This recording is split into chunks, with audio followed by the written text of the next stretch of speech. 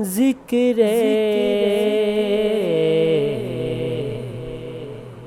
हक़्क़े अली।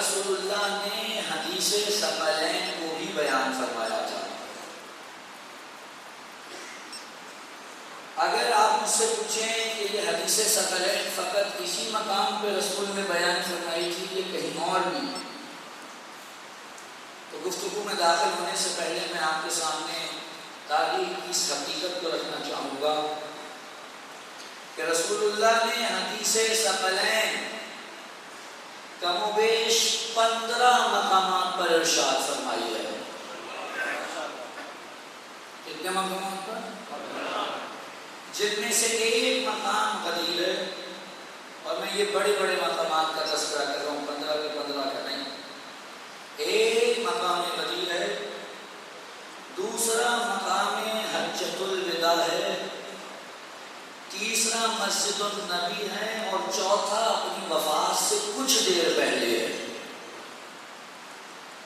सवाल पैदा होता है, अगर मैं मिंबर पे आकर, आज 10वां दिन है मुझे यहाँ तकरीर करते हुए, एक जुमला हर रोज दोहराऊं, तो आप इससे क्या मुराद लेंगे?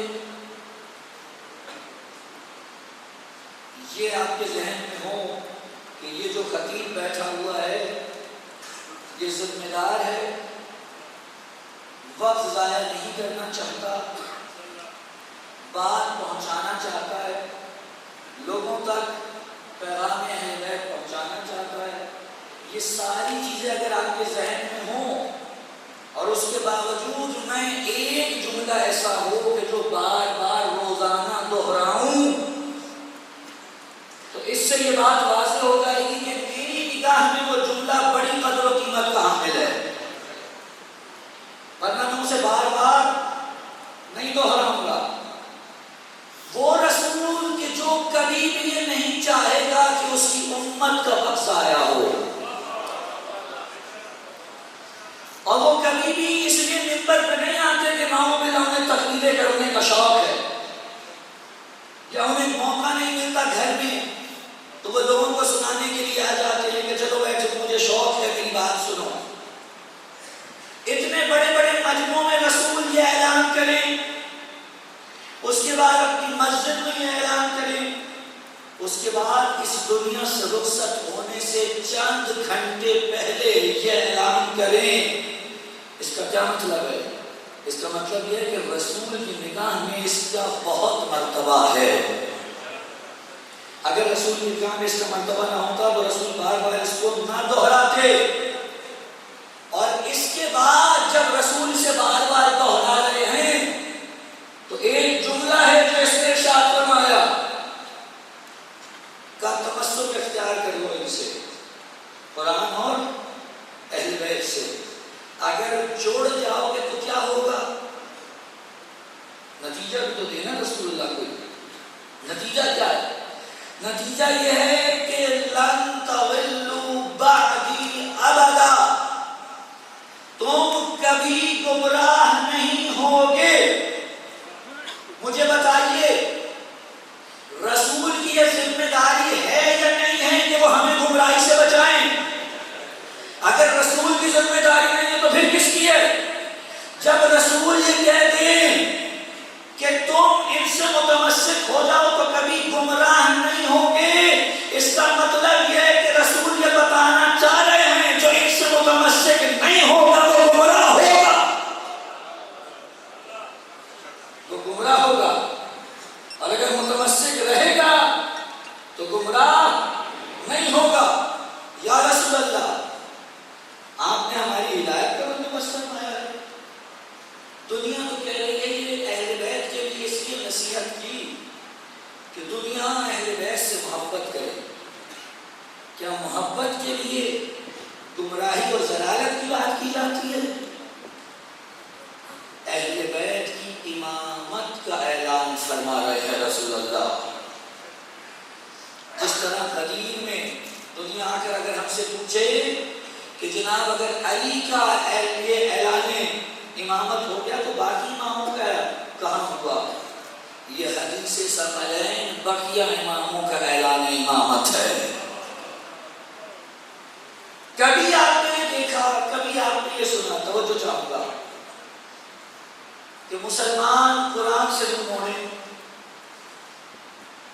क्या मुसलमान कुरान से मुंह मोड़कर हिदायत के राह पर कायम और गामजन रह सकते हैं? तो रसूलुल्लाह ने अकेला कुरान तो नहीं छोड़ा, रसूलुल्लाह ने अकेला, वो और होंगे जिन्होंने नारे लगाए हैं हस्बुना किताबुल्लाह, वो और हैं जिन्होंने रसूल के सामने नारे लगाए, शान रिसालत में गुस्ताखी की। रसूल आपकी हिदायत का बंदोबस्त कर रहे हैं। होना तो ये चाहिए था मुसलमान आगे बढ़ के कहते या रसूलुल्लाह आपका शुक्रिया, आपने अपने बाद की हमारे लिए हिदायत के सिलसिले को जारी रखने के लिए बंदोबस्त फरमा दिया। लेकिन मुसलमान आगे बढ़ के क्या कह रहे हैं? तो नहीं, मैं वो जुमला नहीं यहाँ इस्तेमाल करना चाहता, तकलीफ होती है मुझे उस जुमले से। यानी हमें नहीं चाहिए, हमारे लिए किताब खुदा काफी है। ए खुदा के बंदो, ये किताब खुदा ही तो कह रही है कि रसूल जो दे वो ले लो। वमा आताकुमुर रसूल फखुदूह, मेरा नबी तुम्हें जो दे दे वो ले लो। वमा नहाकुम अन्हु फंतहू, और जिससे रोक दे उससे रुक जाओ। नबी ने क्या दिया? गदीर में मौला दिया। हदीस सकलैन में हमारी हिदायत का बंदोबस्त फरमाया। अगर मुसलमान नहीं लेते तो किसका कसूर है? रसूल का। क्या रसूल का कसूर है? क्या कहूँ, कुर्बान में चला जाऊं जनाब सैयदा ताहिरा सलामुल्लाह अलैहा।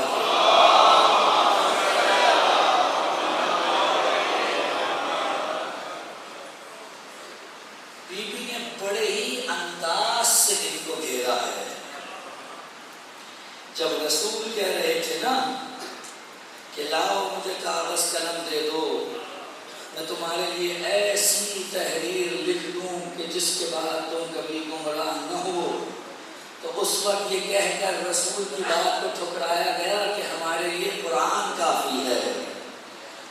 और जब बीबी अपना मुकद्दमा लेकर पहुंची, तो जो है जब बीबी अपना मुकद्दमा लेकर पहुंची और कहा तुम्ही ने कहा था ना कुरान काफी है, चलो आओ मैं तुम्हारे सामने कुरान की आयतें पढ़ती हूँ।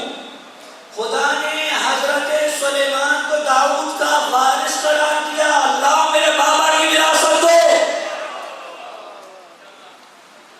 उस वक्त क्या हुआ? फौरन बैठे बैठे एक हदीस इंशा की गई कि रसूल ने कहा हम अंबिया का करो कोई तरीका नहीं छोड़ता, जो होता है वो सदका होता है। हुजूर अगर ये बयान किया था तो हर जगह पे होता ना। ये क्या दोगली पॉलिसी?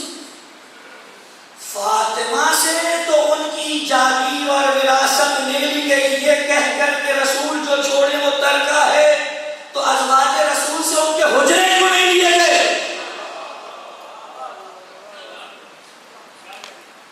क्यों नहीं लिए गए?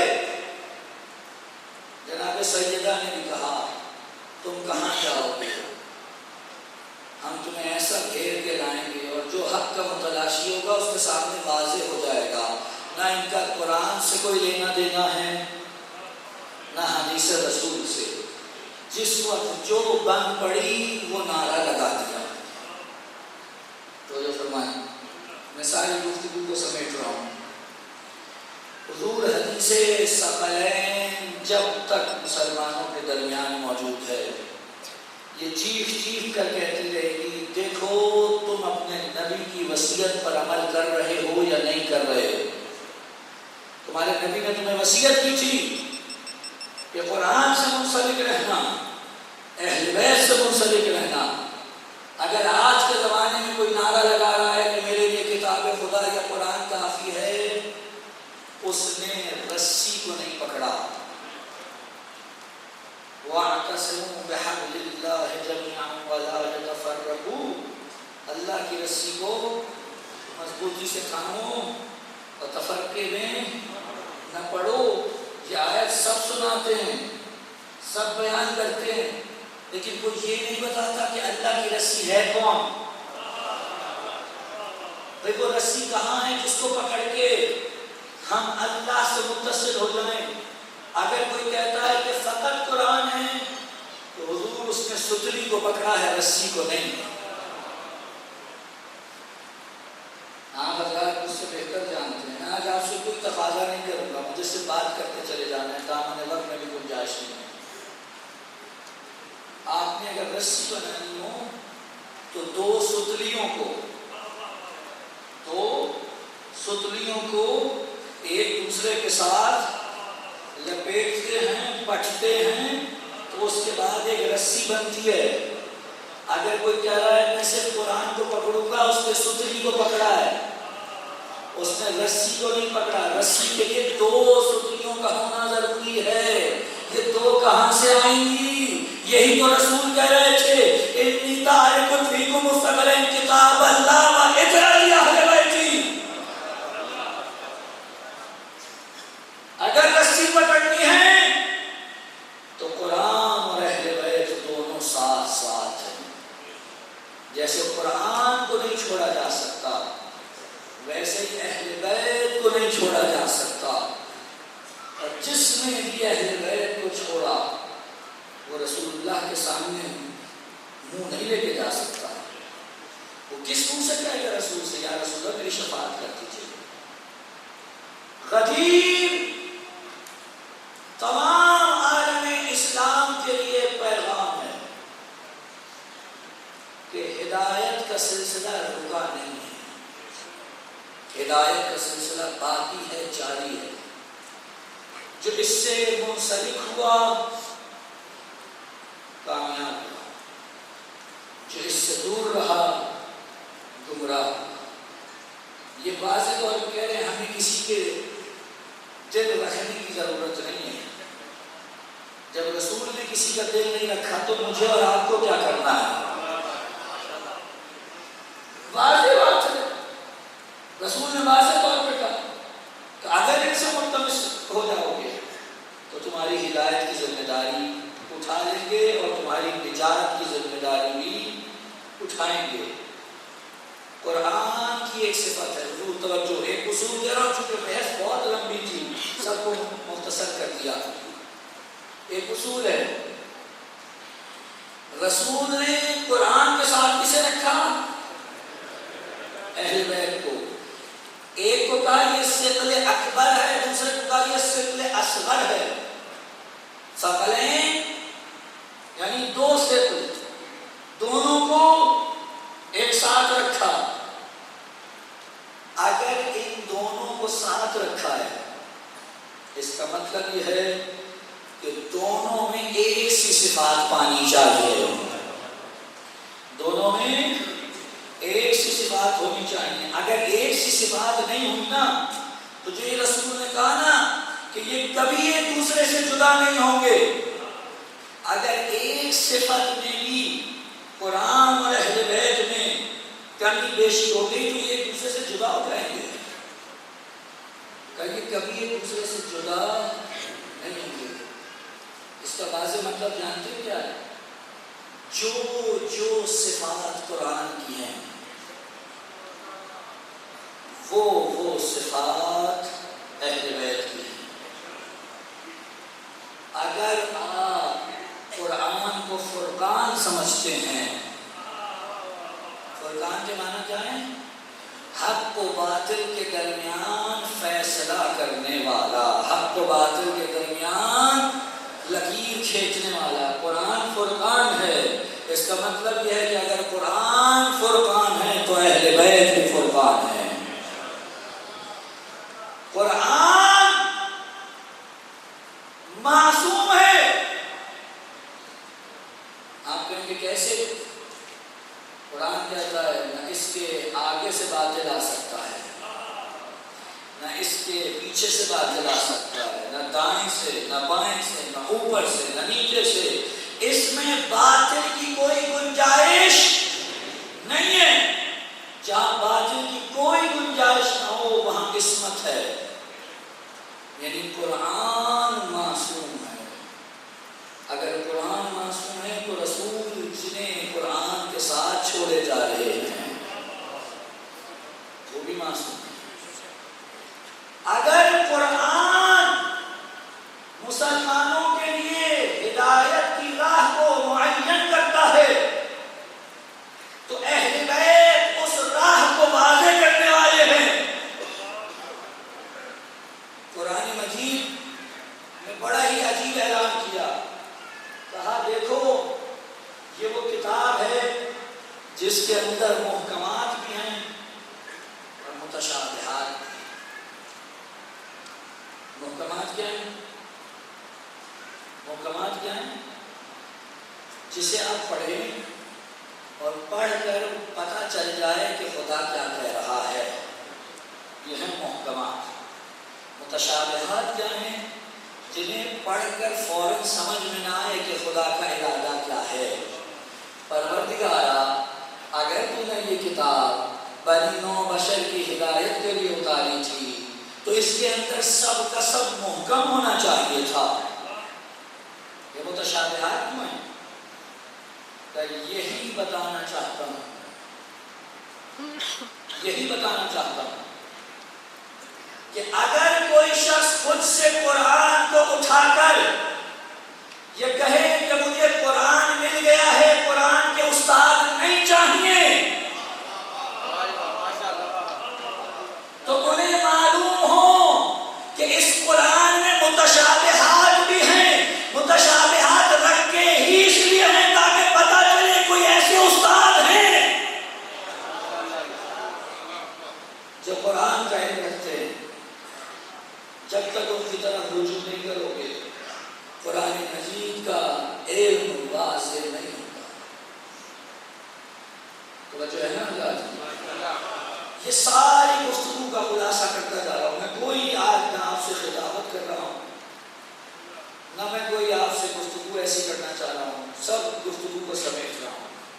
खुदा करे कि सिमट जाए। हमारा किसी से कोई झगड़ा नहीं है, कोई झगड़ा नहीं। हमारा फ़कत इतना कहना है कि बाद रसूल अगर कोई वाक़यान उम्मत की हिदायत का सबब बन सकते हैं तो वो अहले बैत हैं। और हाथों को जोड़ के जुमला कह रहा हूँ, वो माँ बाप जो अपनी नस्ल में इस अकीदे को मुंतकिल करते हैं, वो ये मुतमईन हो जाएं कि नस्ल सवार गए हैं।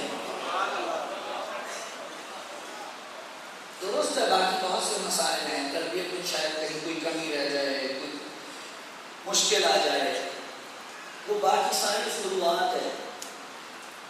असल ये है कि अपनी नस्ल को अहले बैत के दर पे डाल दें।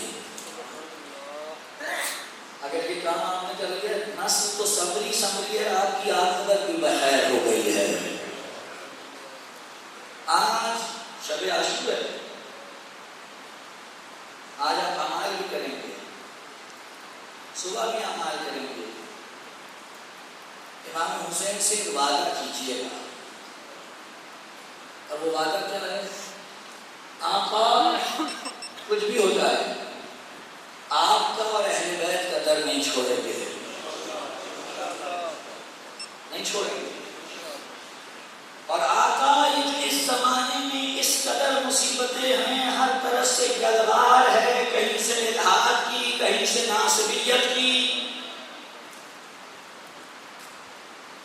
आका अगर अपनी तरफ देखूं तो मैं मुतमईन हूं, मैं इनका मुकाबला नहीं कर सकता, लेकिन अगर आपकी तरफ देखूं तो मुतमईन हूं, आप इतने करीम हैं कि जिस तरह से हुर का हाथ पकड़ के आपने जहन्नुम से जन्नत में भेजा था, वैसे ही मुझ पे भी लुत्फ, मुझ पे भी करम फरमा सकते हैं। आज की रात हुसैन से अपने वादों को करने और उन्हें वफा करने के लिए वादे करने की रात है। गरीब का एक ही पैगाम है, और वो ये है कि ऐ लोगों, रसूल जिसे बना के गए उसे छोड़ना नहीं, और जिसे छोड़ कर गए उसे दिल से लगाना नहीं। मुझे ये जुमला सुनते हुए तकलीफ होती है जब अपनों में से कहीं से ये जुमला सुनाई दे। और वो क्या कहते हैं? वो कहते हैं हुजूर ठीक है, अहले बैत बहुत आली मर्तबत हैं, बड़े मकाम रखते हैं, हम अहले बैत को मानेंगे। क्या जरूरत पड़ी है कि हम किसी और के बारे में कहें कि हम उन्हें नहीं मानते या उनसे इज़हार बरात करें? आप दीन को समझे ही नहीं है। दीन फकत मोहब्बत का नाम नहीं है। ये कौन सी मोहब्बत है? ये मैं नहीं कह रहा हूं। एक शख्स आया इमाम जाफर सादिक अलैहिस्सलाम के पास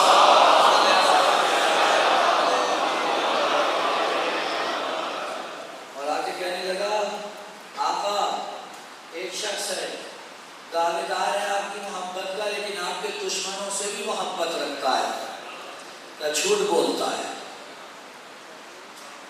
झूठ बोलता है। कहा का क्यों? का इसलिए कि खुदा ने किसी भी सीने में दो दिल नहीं रखे,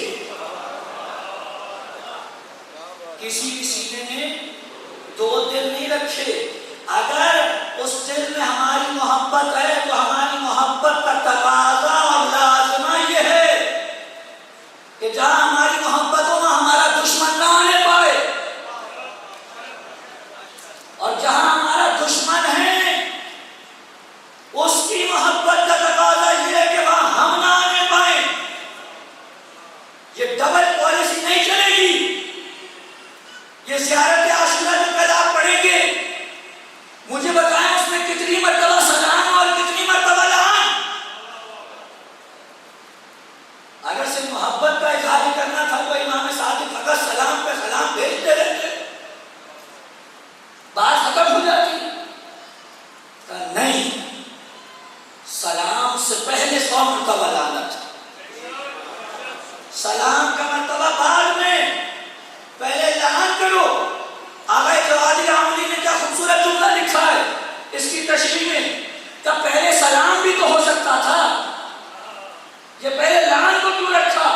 का इसलिए कि लान करके दिल को निजासत से पाक करो ताकि इसमें तहारत बैठे। अगर पहले से ही दिल में निजासत है, तुम 1000 इसमें चीजें लाके डालते रहो, कोई फायदा नहीं होगा। पहले दिल को तमाम अलाइशों से पाक करो, उसके बाद उन्हें जगा दो जिन्हें खुदा ने ततहीर की मंजिल पे रखा है।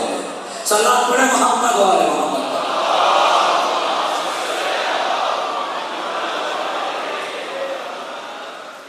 इससे ये डबल पॉलिसी नहीं चलेगी। जो अहले बैत का है वो हमारे सलाम, जो अहले बैत से दूर है हमारा उससे कोई लेना देना नहीं। यही आशूरा का पैगाम है। अगर कोई कहे दलील से लेके आशूरा तक कोई पैगाम दे सकते हैं आप, एक मुश्तरका यही पैगाम है। आशूर क्या कह रही है? आज दुनिया में आके कह रही है कि नाउबिल्ला शियों ने इमाम हुसैन को कत्ल किया था। अब जाके देखिएगा। मैं कहता हूं कैसे ये अजीब लोग हैं। अगर शियों ने कत्ल किया होता ना तो शिया रो ना रहे होते, खुशी मनाते। लेकिन हम तो देख रहे हैं कि जैसे ही आशूर की छुट्टियां आई हम तो फर्श अज़ा पे आ गए और दुनिया पिकनिक मनाने के लिए कहीं की कहीं पहुंचे। क्या जवाब दोगे रसूल को? क्या जवाब दोगे रसूल को? कब तक दुनिया को गुमराह करोगे? ये कहकर कि शिया कब इसलिए बनाते हैं कि उन्होंने कत्ल किया था। अगर शियों ने कत्ल किया था तो तुम कहां मर गए थे? आगे बचा लेते।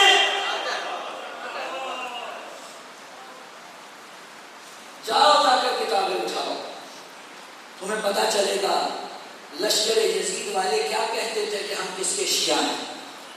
मैं नाम नहीं लूंगा, किताबों में सब लिखा है।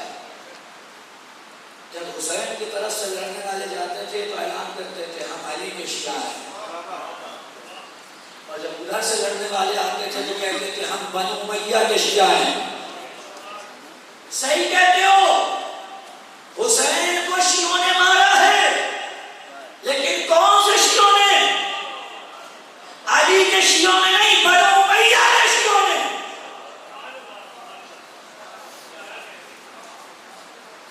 ये दिन कयामत तक के लिए हक को को बातिल के दरमियान फसील खींच लिया। हर एक का चेहरा देखते हैं इस आईने में, जो हुसैनी बन के आ जाए हम उसे साथ बिठा लेते हैं, और जो यजीदी बन के आए तो पता चल जाता है इसका नस्ब किससे मिलता है। मुहिब्बो होश में आओ अली अली कहकर, मुहिब्बो होश में आओ अली अली कहकर, तुम अपनी बिगड़ी बनाओ अली अली कहकर, हुसैनियत के चिरागों से रोशनी लेकर अमल तेरा सजाओ अली अली कहकर, न खौफ खाओ सितमगार हुक्मरानों से, न खौफ खाओ सितमगार हुक्मरानों से, यजीदियत को मिटाओ अली अली।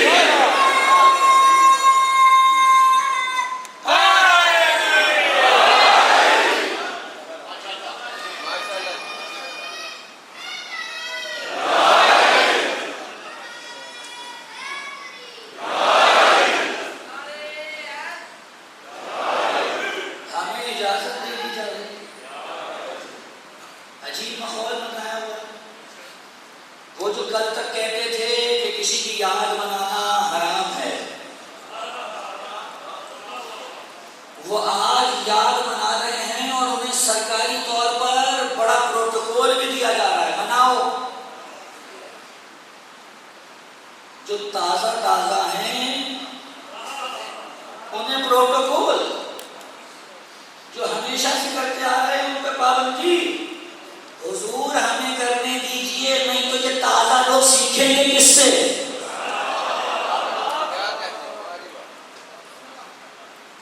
ये तो हमसे सीखे हैं, वरना कुछ अर्से पहले तक तो बात ये थी कि हुसैन का नाम लेना, याद मनाना, मखसूस दिल में याद मनाना सब हराम था। आज अशरे हो रहे हैं, आज याद है अशरे हो रहे हैं। एक चीज ज़हन में रखिएगा, हुजूर आपकी पहचान गदीर और करबला है।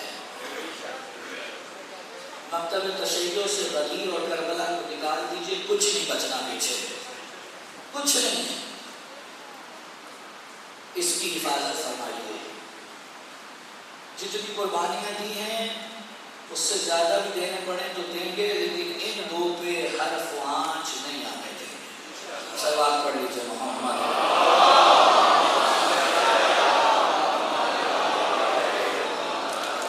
बस गुफ्तगू को रोक दिया। मुझे आज हुक्म दिया गया है कि उस मजलूम का तज़किरा करो जिस मजलूम का कोई यावर मददगार नहीं था। मुझे मालूम है, मुझे इस हाल में देख के आप शुरू से ही मसाइब के लिए तैयार बैठे थे, और अगर आज नहीं रोएंगे तो फिर कब रोएंगे?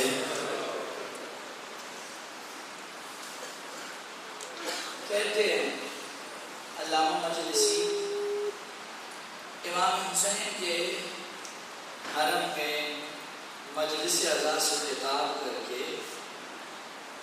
घर पे पहुँचे। शब जुमा थे, घर पहुँचे तो देखा कि इमाम हुसैन का हरम में मिंबर लगा हुआ है। अल्लामा मजलिसी मिंबर पर बैठ के दर्स दे रहे हैं। जब मसाइब का मौका आया तो जहाँ पर्दा लगा था और दूसरी तरफ ख़वातीन बैठी थी, वहाँ से कोई मस्तूर निकली और कहने लगी, मजलिसी हुसैन की माँ कह रही है अगर मेरे दिल के सुकून का सामान चाहते हो हुसैन की रुखसत का हाल पढ़ो।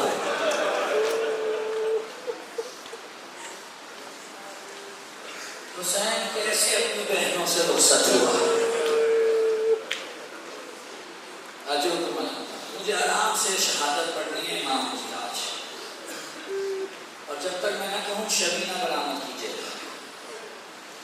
अल्लाहो जब सब चले गए कोई नहीं बचा, अली असगर को अपनी तलवार से कब्र खोद के गाड़ चुके।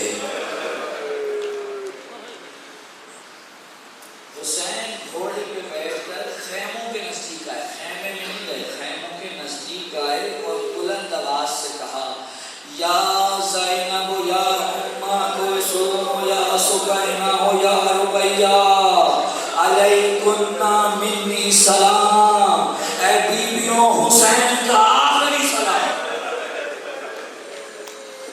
कोहराम बरपा हो गया, कोहराम बरपा हो गया। ज़ैनब बाहर निकली, कहेंगी भैया जाने का इरादा करिए, कुछ देर के लिए जरा खैमे में आ जाओ। हुसैन खैमे में गए, बीवियों ने चारों तरफ से घेर लिया, कोई हाथ पकड़ रही है, कोई पैरों से लिपटी है, कोई गले में बाहें डाले हुए है, और सब कह रही हैं आका हमें किसके सहारे छोड़े जा रहे हैं, आका किसके सहारे छोड़े जा रहे हैं। अदारों मातम करके सुनना, किसके सहारे छोड़े जा रहे हैं। हुसैन ने कहा ऐ बहना तुम्हें अल्लाह के सुपुर्द किया। अब ये बातचीत चल रही थी, मुझे माफ करें सादा तो ऐसा था, अभी ये बातचीत चल रही थी, हुसैन ने अपनी बहन से ऐसा जुमला कहा कि खुदा कभी किसी बहन पे ऐसा वक्त न लाए। कहा बहना क्या कोई फटा पुराना लिबास है,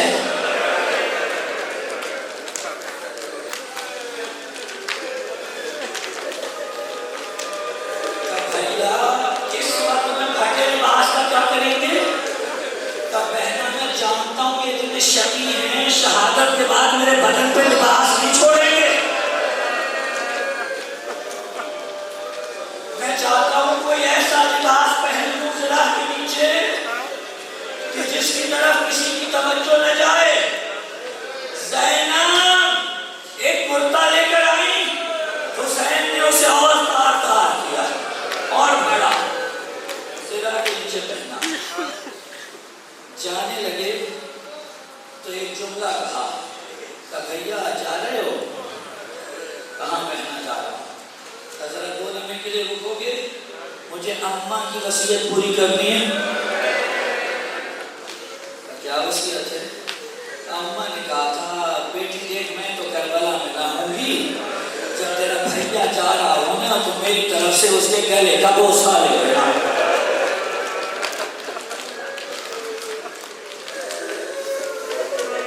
भैया जरा कुछ देर के लिए जरा खोलो, ज़ैनब बोसा ले ले। अदारो ज़ैनब ने बोसा लिया।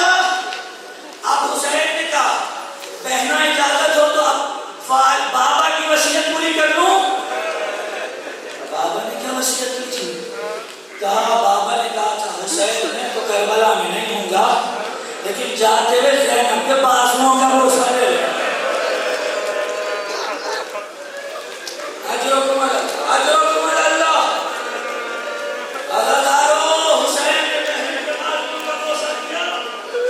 और उसके बाद अब हुसैन चाहते हैं कि दिल में, लेकिन कोई भी नहीं छोड़ती। रावी कहते हैं हुसैन खैमे से ऐसे निकले जैसे भले घर से जनाजा निकलता है, जैसे भले घर से जनाजा निकलता है। हुसैन निकले, अल्लाह हाय गुर्बत हुसैन, वो जो सुबह से हर एक को सवार करा रहा था ना, अब जब बाहर निकला तो देखा घोड़ा है, कोई सवार कराने वाला नहीं है। एक मरतबा दाएं देखा, एक मरतबा बाएं देखा, कहा ऐ मेरे शेरों उठो हुसैन को सवार करो। जब तुम गए थे तो हुसैन ने सवार कराया था। जब ये आवाज सुनी ना, देखा कोई नहीं है, खैमे का पर्दा उठा, ज़ैनब निकली, कहा भैया अगर कोई नहीं है बहन सवार करा रही, बहन ने सवार करा दी। ज़ैनब खैमे में वापस आ गई। हुसैन ने घोड़े को एड़त लगाई, घोड़ा चलता नहीं, ज्यादा नहीं चलता घोड़ा। हुसैन ने कहा ऐ मेरे अस्ते वफादार, मैं जानता हूँ तू भी 3 दिन दिन से भूखा प्यासा है, सुबह से खिदमत करते करते थक गया होगा, बस ये आखिरी खिदमत करते मुझे जाके मख्तर में उतारा, उसके बाद तू आजाद है। उस बेजुबान ने अपनी बेजुबानी में इशारा किया, आप नजर सुमो की जानिब देखिए, अब जो देखा तो एक बच्ची सुमो से लिपटी है। मेरे बाबा के घोड़े, बाबा को मख्तर में न ले जाना, सुबह से तू जिसे लेके गया वो लौट के नहीं आया।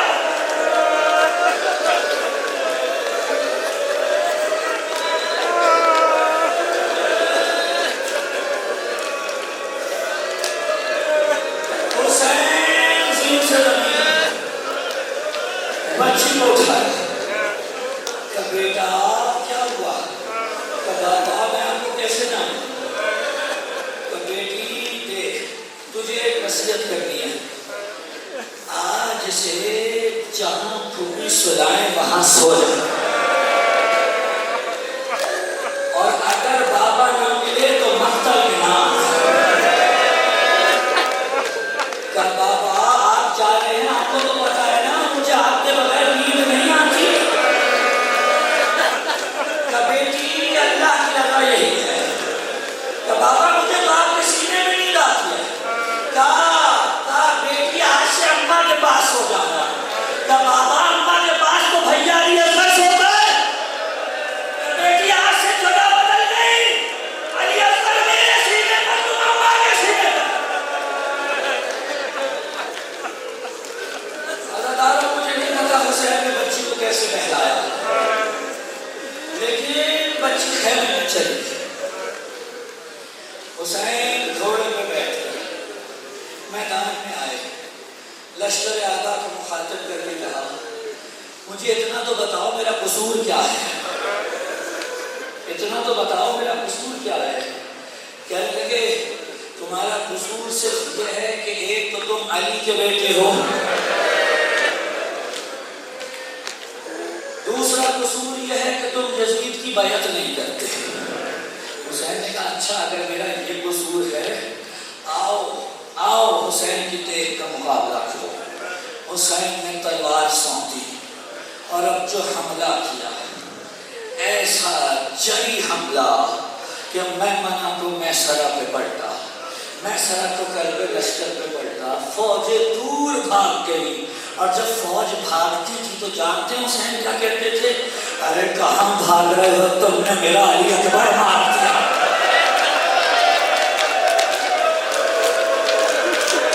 कहाँ भाग रहे हो, तुमने मेरा अब्बास मार दिया।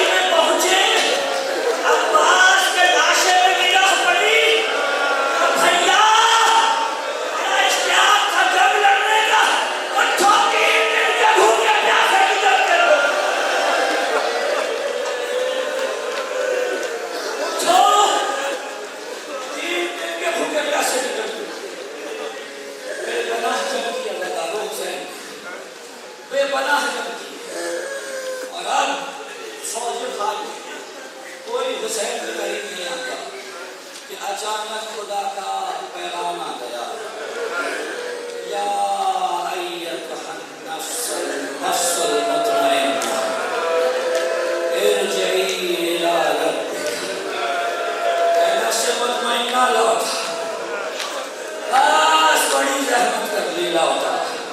हुसैन ने तलवार में आमदन डाली, करबला के मैदान में कयामत टूटी, दौड़ी हुई फौजें वापस पलटी।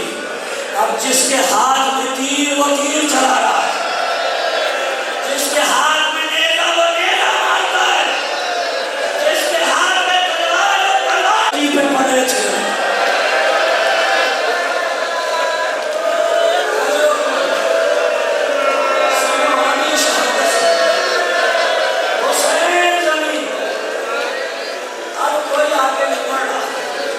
हुसैन का सामना करो, मैंने छोड़ दी बातें, नहीं बर्दाश्त कर सकते तुम, कोई सामना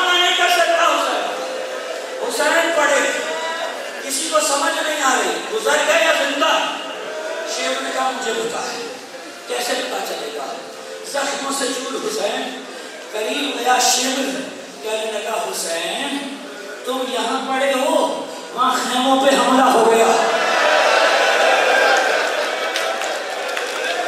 हुसैन तलवार पे सहारा लेकर उठे, जब तक मैं जिंदा हूँ खेमों पे रुख नहीं करना,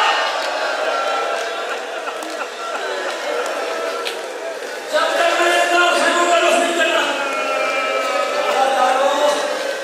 छोड़ दी आयत, बस आखिरी जुमले, जब तक मैं कहूँ मुझे ना लगा। हुसैन जमीन करबला पे पड़े हैं, कोई आगे नहीं आ रहा।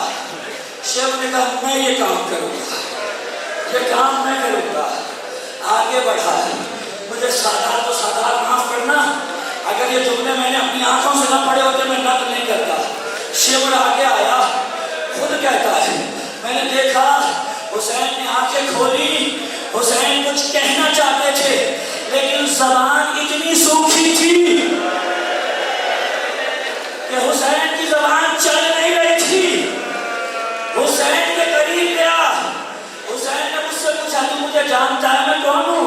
कहा मैं जानता हूँ, तू रसूल का नवासा है, तू फातिमा का बेटा है, तू अली का बेटा है। कहा अगर ये सब जानता है तो मुझे कत्ल क्यों करना चाहता है? तो मुझे यजीद से इनाम मिलेगा, मुझे इनाम मिलेगा।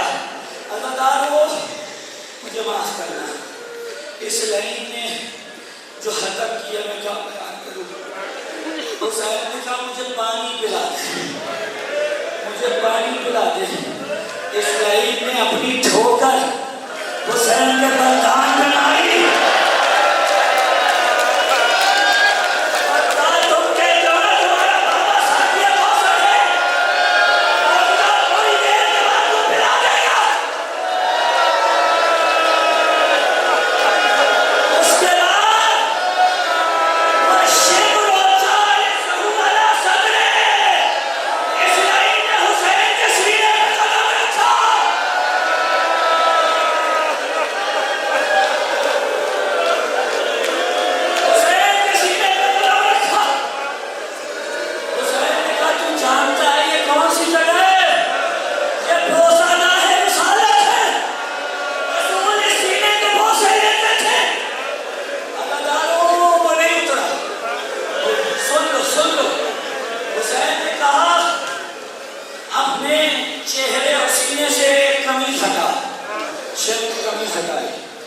हुसैन ने कहा हाँ नाना आपने सच कहा था। तेरे नाना ने क्या कहा था? क्या मेरे नाना ने कहा था कि जो भी तुझे कत्ल करेगा हुसैन उसके सीने पर खिंजीर के बाल होंगे। ये जुमला सुना तैश में आया, सीने से उतरा, हुसैन को माथे के बल जमीन पर लिटा दिया, जुल्फों में हाथ डाला।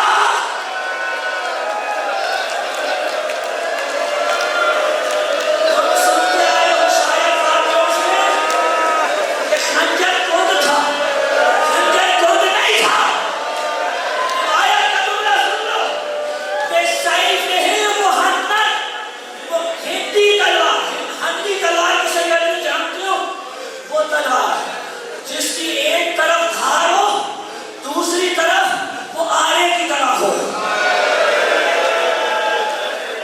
वो आरे वाली तरफ हुसैन की गर्दन में पीछे से रखी और इसने ज़रबे चलाना शुरू की।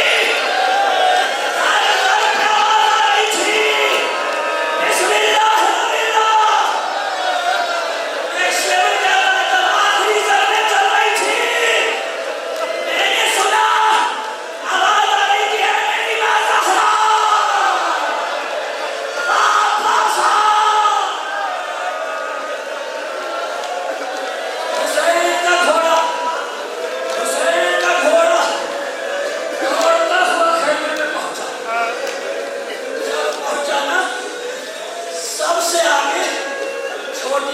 सबसे आगे एक छोटी सी बच्ची थी, उसने भाग के घोड़े की लगाने कटी हुई देखी,